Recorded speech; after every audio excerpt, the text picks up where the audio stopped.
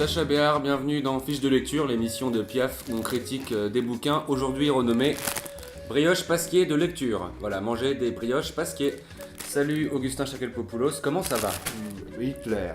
Aujourd'hui, on parle de Histoire de la violence, second roman d'Édouard Louis qui raconte la nuit de l'auteur passée avec Reda, au début faite de plaisir, puis de viol, de violence. Sach, Oui.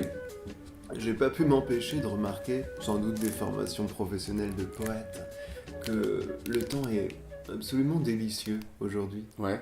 Que n'irions-nous humer l'époque au grand air? Ok.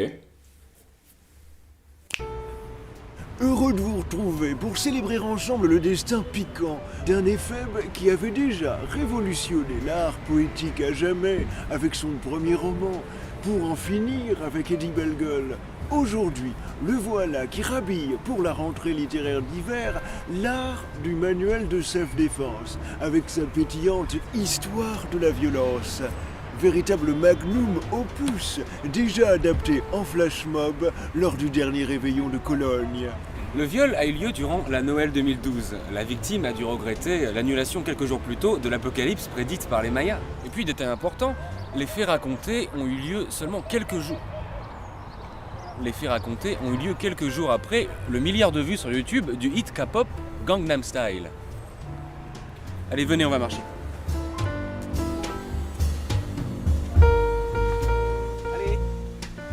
Allez, on va marcher.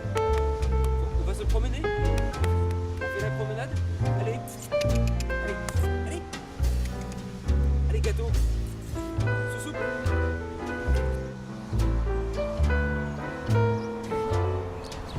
La sœur d'Édouard Louis, qui intervient souvent dans l'ouvrage, emploie un langage très populaire, de quoi rendre fou allié Clippy, le petit trombone de Microsoft Work.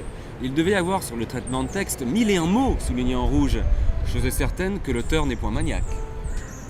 Inutile d'avoir déjà pratiqué un quelconque art martial avant d'ouvrir ce grimoire.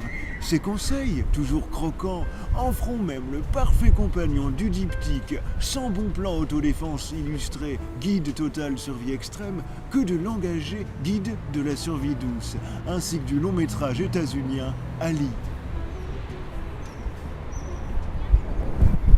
C'est avec cette facétie qui lui est tellement propre que Louis nous conte les vicissitudes d'un drôle de symposium improvisé cette nuit-là avec un jeune mahométan aussi férocement rustre que diablement prime sautier. Ou comment, par le truchement de la littérature, un grand seigneur de la raillerie entend bien se venger d'un petit prince du rail. Parlons des origines de l'agresseur Reda. L'auteur insiste sur la différenciation arabe-kabyle, ce qui a chamboulé tous mes a priori sur Zinedine Zidane.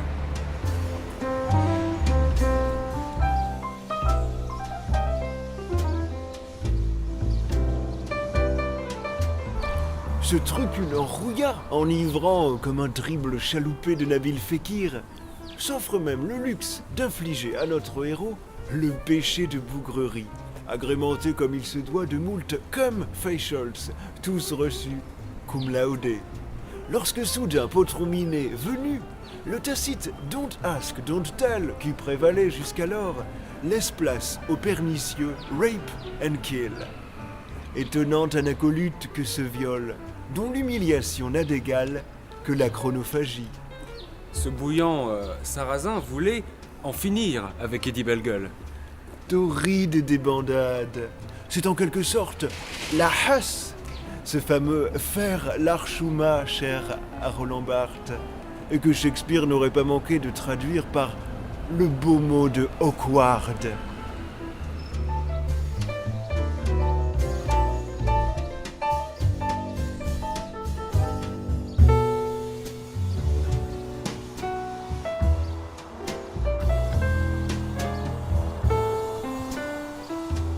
On a affaire à un roman social, un roman sociologique, auquel je mets la note de 7. 7 sur 10, sur 20, je ne vous le dirai jamais.